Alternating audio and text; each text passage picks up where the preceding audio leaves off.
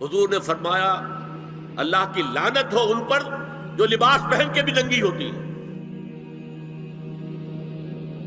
باریک اتنا لباس ہے یا چست اتنا لباس ہے، ڈھیلا ڈھالا ہونا چاہیے، نبیذ ہونا چاہیے۔ لباس کے اندر یہ دو حصے جو ہیں وہ لازم ہیں۔ اور پھر سینے پر، اب ظاہر بات ہے کرتا پہنا ہوا ہے، ڈھیلا ڈھالا ہے، پھر بھی ان پر ایک اضافی اوڑھنی سر پر سے لے کر اور اپنے اس گریبان کے اوپر بکل مار لینا، تاکہ یہ جو نسوانی حسن کا دوسرا مظہر ہے، پہلا چہرہ سب سے بڑا چہرہ۔ اب جو لوگ کہتے چہرے کا پردہ نہیں ہے تو خدا کے بندو پھر پردے کی ضرورت کیا ہے؟ نسوانی حسن اگر اس میں اٹریکشن ہے وہ کہاں ہوتا ہے سب سے بڑھ کر؟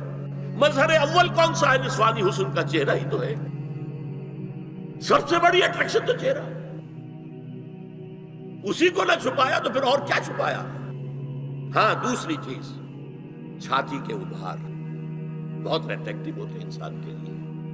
اس کے لیے یہ ہے کہ وَلْيَضْرِبْنَ بِخُمُرِهِنَّ عَلَىٰ جُيُوبِهِنَّ، کرتا بھی دبیز کپڑے کا ہو، کرتا جو ہے ڈھیلا ڈھالا بھی ہو، شلوار اور دبیز تر کپڑے کی ہو، ڈھیلی ڈھالی ہو، اور اوڑھنی کا بکل جو ہے اپنے سینے پر مار لیا جائے۔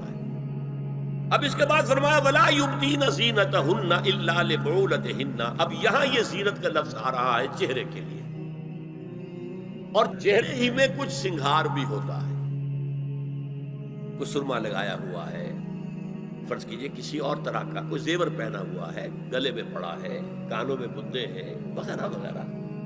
یہ زینت چہرہ اور اس کے ساتھ کوئی بناؤ سنگھار کا معاملہ، جس کی کہ حضور صلی اللہ علیہ وسلم نے تلقین کی ہے۔ عورت کو گھر میں بن سنور کر رہنا چاہیے، شوہر کے لیے اٹریکٹیو رہنا چاہیے، خاص طور پر شوہر جب آنے والا ہے شام کو دفتر سے، اس وقت عورت جو ہے بن سنور کر رہے ہیں، اس لیے کہ اصل مقصد کیا ہے؟ جتنی بھی انسان میں سیکشول انرجی ہے وہ مرکوز رہے شوہر اور بیوی کے درمیان۔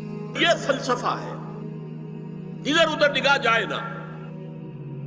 جتنا یہ بانڈ آف لو ان اسپاؤسز کے درمیان مضبوط ہوگا، اتنا ہی خاندان کا ادارہ مضبوط، صحت مند اور اگلی اولاد کی تربیت کے لیے مثبت ماحول۔ اب ان کے لیے کہا گیا کہ چہرے کی زینت، اور چہرے کے اوپر اگر کوئی